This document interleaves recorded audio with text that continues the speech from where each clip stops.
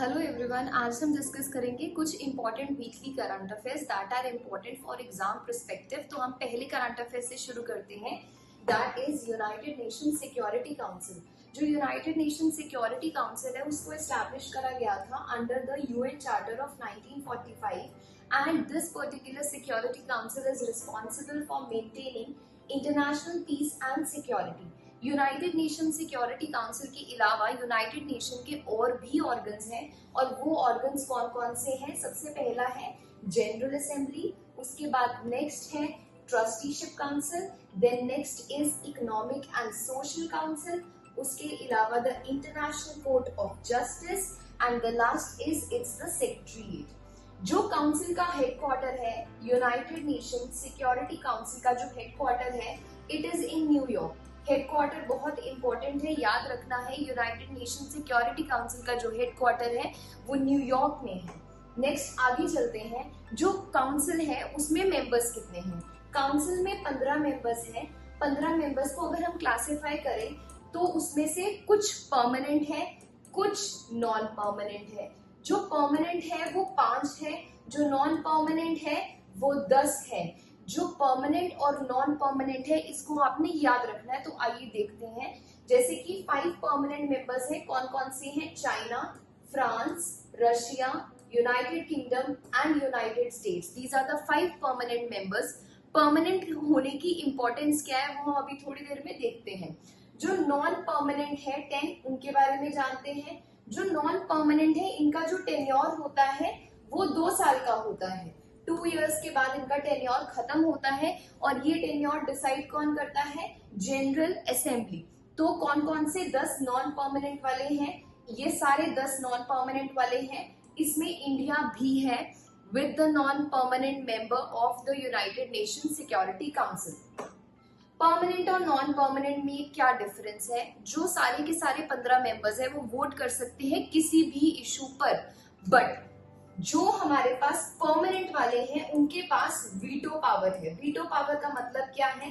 अगर कोई इशू चल रहा है, देयर इज अ इशू, और उस इशू पे वोटिंग करनी है और किसी परमानेंट मेंबर ने नो जाहिर कर दिया, किसी परमानेंट मेंबर ने नो जाहिर कर दिया और दूसरे जो 14 हैं उन्होंने हाँ कह दी, तब भी वो इशू आगे प्रोसीड नहीं करेगा, बिकॉज जो परमानेंट वाले हैं उन्होंने अपनी वीटो पावर यूज करके उस पर्टिकुलर इशू पे नो कह दिया, मना कर दिया कि इस पर्टिकुलर इशू पे मैं वोट नहीं करूंगा। That is the power of being permanent in United Nation Security council. Permanent members के नाम आपको याद होने चाहिए, and India is in the non permanent membership of United Nation Security council. Next topic जो हमारे पास आता है दैट इज एलिफेंट। क्यों डिस्कस कर रहे हैं? बिकॉज जो 12th August of every year को एलिफेंट डे क्या करते हैं? हम सेलिब्रेट करते हैं। The day was launch in 2012 to bring the attention to urgent plight of the Asian and African elephant. African elephant और एशियन एलिफेंट के लिए ये डे को लॉन्च करा गया था ताकि उनकी तरफ ध्यान जाए, उनको आगे बचाने के लिए हमने ये वाले डे को लॉन्च करा। नेक्स्ट हम बात करते हैं एलिफेंट्स की। जो हमारे पास एलिफेंट्स हैं उनकी 2 कैटेगरी है, one is Asian elephant and other is African elephant. तो सबसे पहले बात करते हैं हम एशियन एलिफेंट की। जो एशियन एलिफेंट है उसकी 3 सब स्पीशीज है, जैसे कि लिखा हुआ है। जो एशियन एलिफेंट है उसकी 3 सब स्पीशीज है। कौन कौन सी है? इंडियन सब स्पीशी, जो इंडियन है वो वाइडेस्ट रेंज में है, सुमात्रन एंड श्रीलंकन। तो याद रखना है एशियन कौन कौन सी है? Indian, Sumatran and Sri Lankan. आपको याद सबसे ज्यादा क्या रखना है? Protection status. जो एलिफेंट है एशियन एलिफेंट, इनका प्रोटेक्शन स्टेटस क्या है? IUCN रेड लिस्ट में एंडेंजर्ड है। वाइल्ड लाइफ प्रोटेक्शन एक्ट 1972 के हिसाब से शेड्यूल 1 में है, एंड साइट्स का अपेंडिक्स 1 है। तो एशियन एलिफेंट की क्या स्टेटस है? प्रोटेक्शन स्टेटस, ये आपको याद होने चाहिए। नेक्स्ट हमारे पास आता है अफ्रीकन एलिफेंट। अफ्रीकन एलिफेंट की 2 सब स्पीशीज है। कौन कौन सी है? सबसे पहले आती है सवाना, और उनको बुश एलिफेंट भी बोलते हैं, and the forest elephant. Bush या सवाना एलिफेंट, और दूसरा हमारे पास कौन सा आता है? Forest elephant. इनका प्रोटेक्शन स्टेटस भी आपको याद होना चाहिए। क्या है प्रोटेक्शन स्टेटस? जो अफ्रीकन सवाना एलिफेंट है उसका प्रोटेक्शन स्टेटस IUCN के हिसाब से एंडेंजर्ड है। जो अफ्रीकन फॉरेस्ट एलिफेंट है उनका क्या है, क्रिटिकली एंडेंजर्ड है, और जो साइट्स है उसका अपेंडिक्स क्या है, 2 है। तो दोनों African as well as the other elephant, आपको उनके दोनों के प्रोटेक्शन स्टेटस याद होने चाहिए बहुत अच्छे से, स्पेशली IUCN वाले। नेक्स्ट चलते हैं। नेक्स्ट हमारे पास आता है चीता। हम चीता क्यों डिस्कस कर रहे हैं, जैसे कि आपको पता है जो चीता है उसको दोबारा से रीइंट्रोड्यूस करा जा रहा है इंडिया में। जो चीता है वो हमारे पास 2 तरीके के आते हैं, one is Asiatic cheetah and other is African cheetah. तो इनिशियली ये सोचा गया था कि जो एशियाटिक चीता है हमारे इंडिया में खत्म हो चुका है, एक्सटेंट हो चुका है, बिकॉज बहुत ज्यादा हंटिंग हुई है, उसकी वजह से वो एक्सटेंट हो चुका है। तो एशियाटिक चीता को रीइंट्रोड्यूस करना था ईरान से, बट समहाउ इस प्रोग्राम को कैंसिल कर दिया गया। नाउ जो चीता है वो कहाँ से रीइंट्रोड्यूस करा जाएगा, अफ्रीका से इंट्रोड्यूस करा जाएगा। और वो अफ्रीका में जो चीता में बहुत ज्यादा हाई पॉपुलेशन रखते हैं, country such as South Africa and Namibia. तो हम पढ़ते हैं it is the fastest land animal, याद रखना, it is the fastest land animal in the world. Cheetah declared extinct in India, जैसे कि बताया है एक्सटेंट है इंडिया में। In 1952 will find a new home in Kuno Palpur National Park, जो Kuno Palpur national park in MP में introduce करा जाएगा। कहां से इंट्रोड्यूस करा जाएगा, अफ्रीका से इंट्रोड्यूस करा जाएगा, और अफ्रीका में भी mainly south Africa and Namibia, because ये वाली जो कंट्रीज है इसमें बहुत ज्यादा पॉपुलेशन है किसकी, अफ्रीकन चीता की। अब आपको एशियाटिक और अफ्रीकन चीता दोनों का पता होना चाहिए। तो अभी हम जानते हैं जो IUCN स्टेटस है अफ्रीकन चीता का वो क्या है, वल्नरेबल।